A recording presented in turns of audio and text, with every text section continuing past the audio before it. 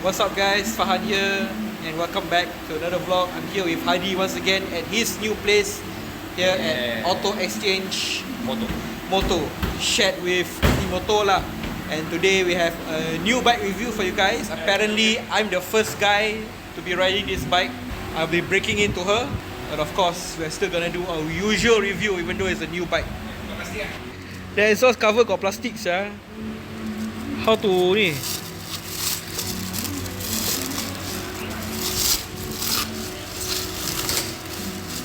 Legit new bike, so this one. So the mechanic here ensuring that the bike can start lah. Alright guys, I got the PCX 160 for the ultimate review at Auto Exchange Moto. Once again, thanks Hadi for your help.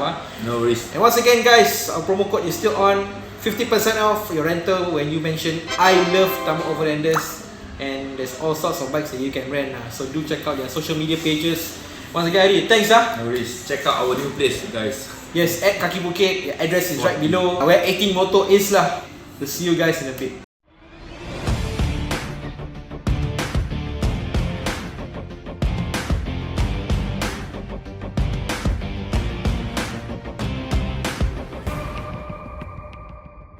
Right guys, so before we begin the video, we just want to do a shout out to Cardo who recently stepped up to sponsor us.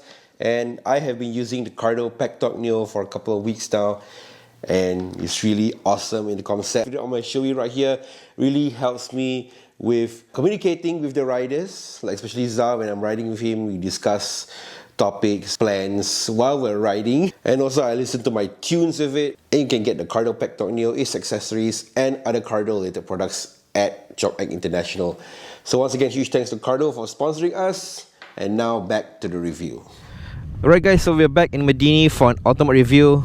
And personally, I've never ever done justice to the Honda PCX. I've already did a review of the PCX 125, but unfortunately that bike is quite uncommon unlike the 150.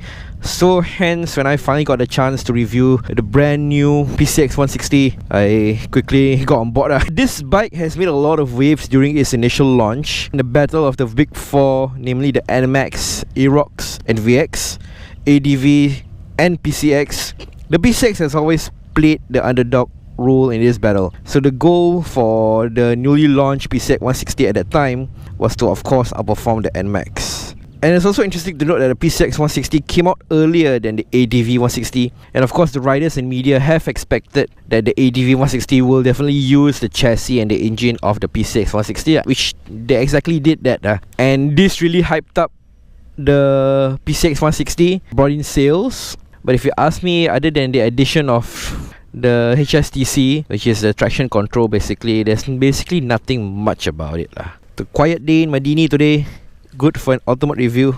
Okay, so get on the bike now. And of course, if it's low ride height, my feet is tiptoeing slightly, but it's perfect for me lah. Okay, starting up. Okay, uses a transponder. There's no key involved. Okay, so twist the ignition dial to the right, press it in, twist it. The LCD gauge cluster will light up. Okay, brake in and starter.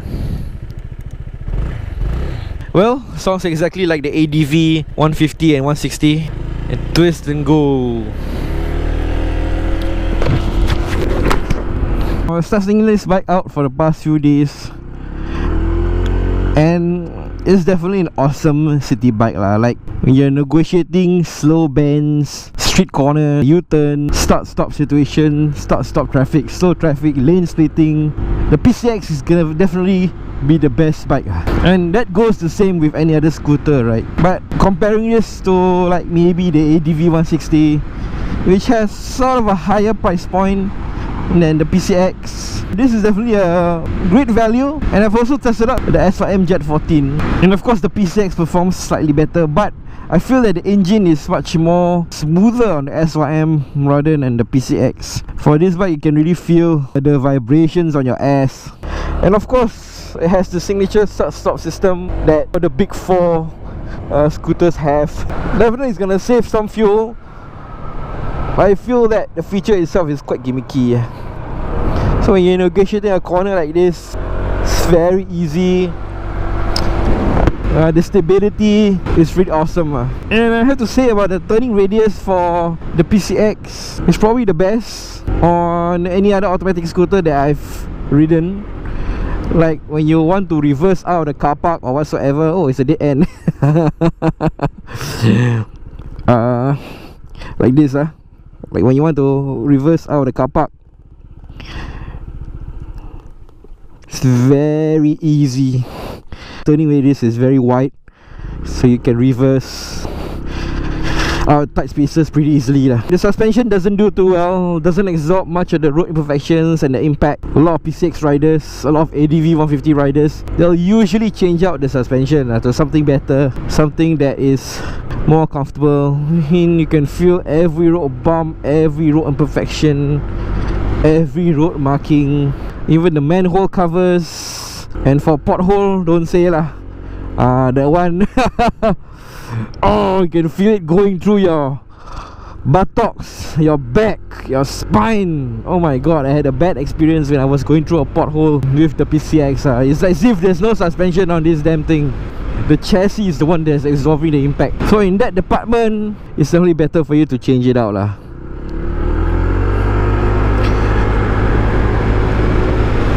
Acceleration is pretty decent. Want to get away from sticky situations whatsoever, more than enough for you. Right off the line when you're launching with this bike, it's really good lah. And I really love the LCD gauge cluster. It doesn't use a TFT, by the way. I think for all this mid-range kind of scooter, this basic kind of scooters, the LCD display is enough. There's really no need for you to have those fancy TFT display. If this bike is packed with a lot of riding features like riding modes, voltmeter, whatsoever, and you need to configure a lot of the features, right? A TFT display would be awesome lah. But for this, the LCD display suffice. Launched in early 2021, the Honda PCX 160 is the successor to the PCX 150 with minor cosmetic and mechanical upgrades. The PCX 160 is a direct competitor to the Yamaha NMAX. The PCX 160 is also used as the basis for the ADV 160, with similar features but radically different styling. Engine is 156cc liquid-cooled 4-stroke OHC single cylinder with programmed fuel injection and an automatic CVT transmission. Now it's interesting to note that for this version of the PCX, there exists a 125cc version for the European market. So as you guys know, car drivers can ride a motorcycle of up to 125cc without needing a motorcycle license. So the 125cc version of this PCX caters to that sort of market. Right guys, so as usual, we're gonna start off with riding posture, okay? So sitting on this bike right now, as you can see, it's very comfortable for me. It feels like I'm just sitting on a chair. And also there's a indent on the back over here, so you make sure that you're not leaning too far back into the pillion area. But after riding it for quite a while, you tend to hunch your back, okay? So do straighten your back from time to time lah. And with the ride height of 76.4 cm and 165, and as you can see, I'm tiptoeing slightly on the bike. Very comfortable for short riders and taller riders with long legs. They also commented that it's okay for them because of the leg room. There's lots of leg room for me, as you can see. So for them, I think they will find it very comfortable as well.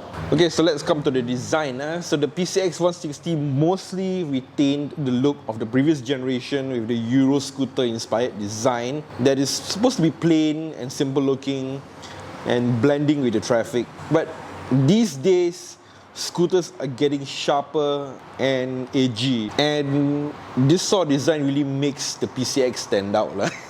So there's a couple of refinements here and there. Slightly sleeker with a blend of soft curves and sharp lines. I'm glad that they went back to the U-shaped headlight design as opposed to the Angel's Wings design of the 2018 to 2020 generation.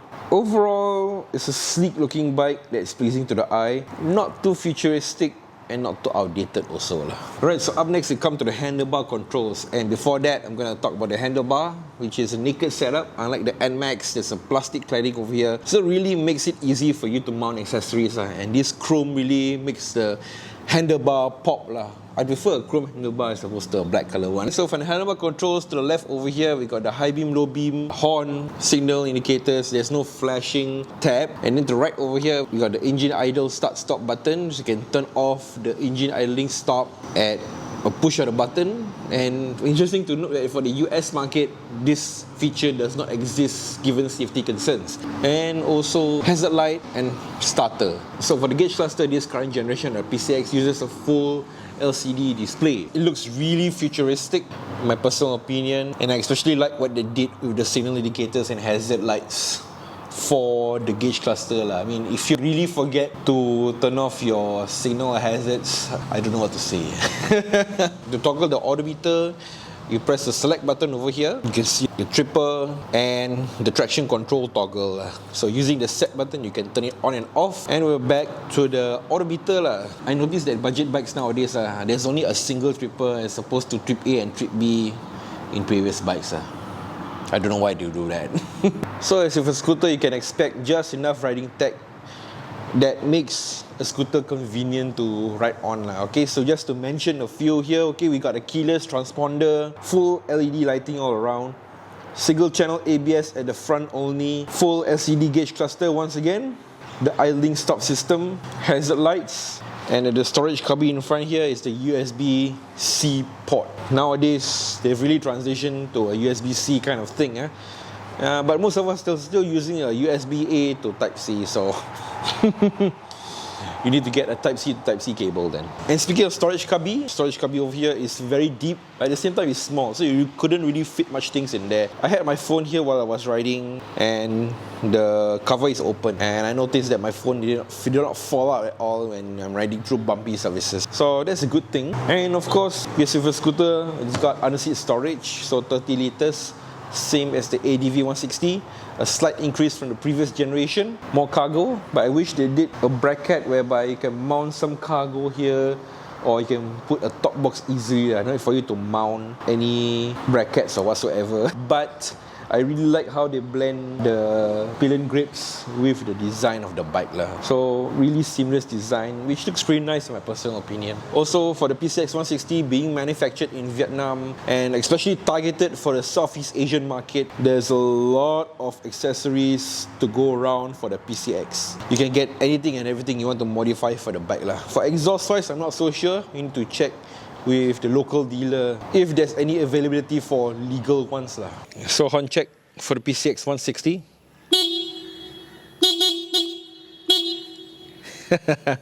It's really loud. This unassuming scooter is really damn loud.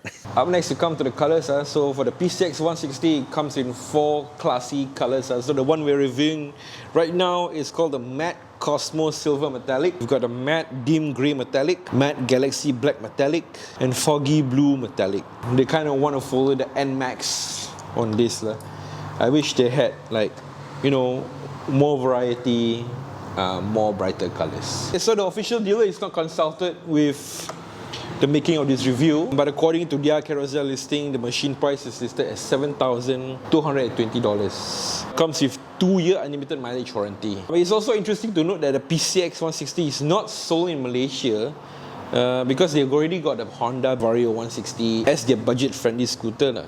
So the ADV 160 machine price is listed as $12,999. So like stretches of long road like this, it can get pretty boring. I mean, it's not a fast bike.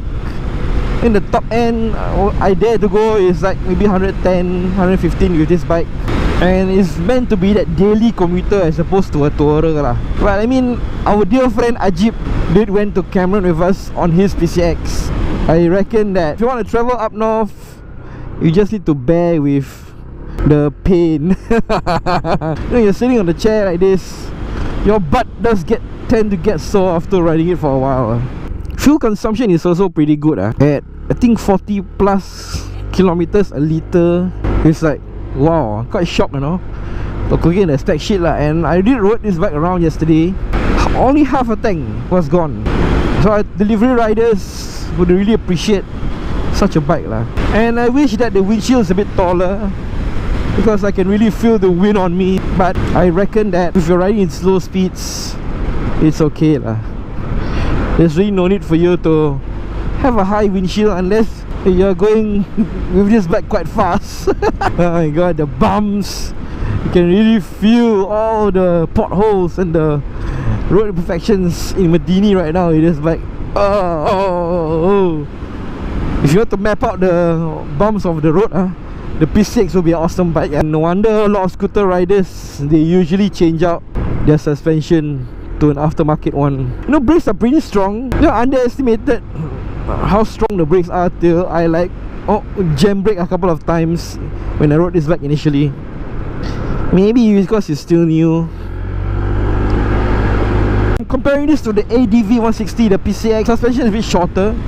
The ADV 160 is a bit taller. A bit, I won't say that it's taller by that much. So if you're a shorter rider like me, both bikes are suitable. Otherwise, the features, underseat storage and everything, it feels really similar. Even to the ADV 150 and the PCX 160, looking at the features. So there's really not much difference between the two other than traction control. I mean, what more feature can they add, right, to make this bike more interesting? Well, we're gonna go on the highway now, but the high speed situation you're given is a commuter kind of bike. It's not really meant for the highways, but it still does pretty good, maintains speed very well. I think beginner riders, P-platers, or those riders who are just starting out, who just got their license and are interested in scooters, they can consider this bike if they want to. Oh my god! Just going through the regulators there and not having a good time. I feel that my ass is the suspension right now on the bike. Maybe if you're on the highway regularly, you can get a taller windshield if you want to. But if you're doing delivery, I think there's really no need for you to put a high windshield. Because you're going to be traveling with this bike in slow speeds most of the time anyway. But definitely change out your suspension, please. Woo! Very stable so far. I can feel the bike just gripping to the tarmac, but it doesn't do too well on the top end. 102, 103. Yeah, so if you're making a fuel run in Johor, right, go through my Woodlands. It's much better. So 115 is the best that I'm able to do with this bike, and I don't think you can go further than that. But highway riding is still okay lah. The initial launch, the low to mid range is pretty good. Only the top end, it's kind of meh. And the best thing about a small scooter like this, you can just squeeze between traffic like what I did just now. I mean, I'm more daring to squeeze in between cars with this bike as opposed to my NC. It's like you're riding a cup chai when you're traversing through the checkpoints.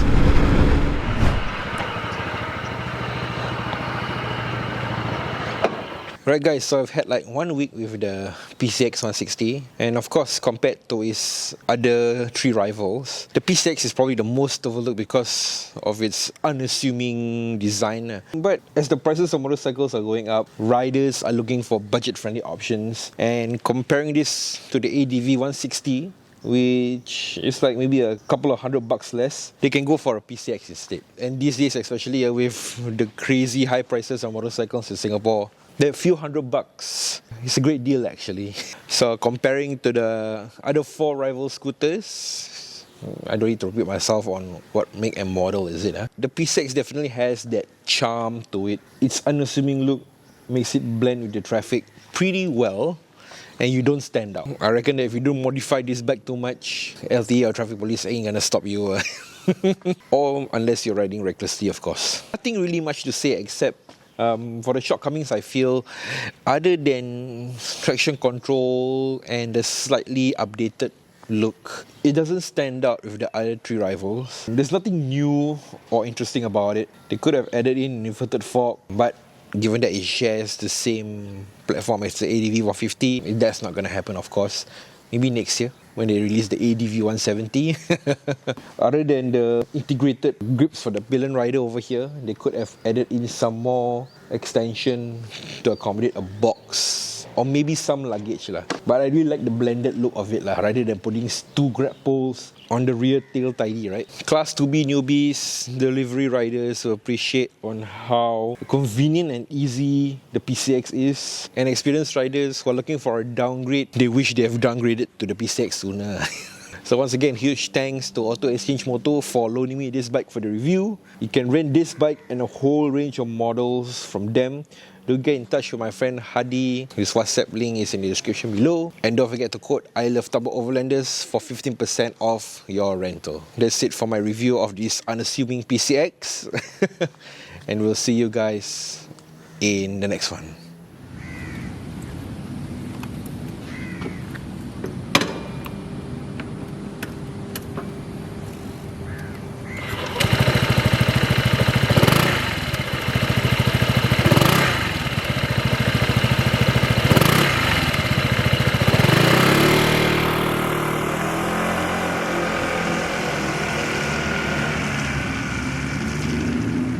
Give me all of your lies, 'cause you're my demon in disguise. I learned to love the cage you keep me in, but the walls keep closing in, and I don't wanna die, but your poison feels.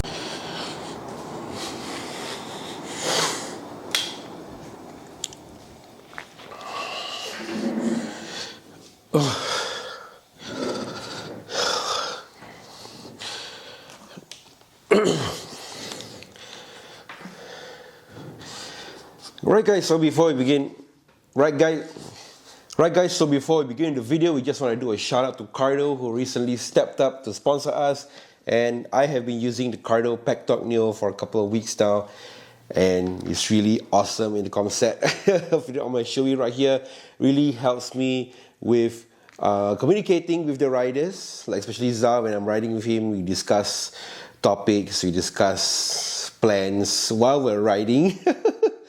And also, I really love it. I can really listen to my tunes and all the. I listen to my tunes with it, and I think it's a real awesome Bluetooth intercom lah. So once again, huge thanks to Cardo for sponsoring us, and you can get this from their show, and you can get the Cardo Packtalk Neo its accessories and other Cardo related products at Shopee International. So once again, huge thanks to Cardo for sponsoring us, and now back to the review.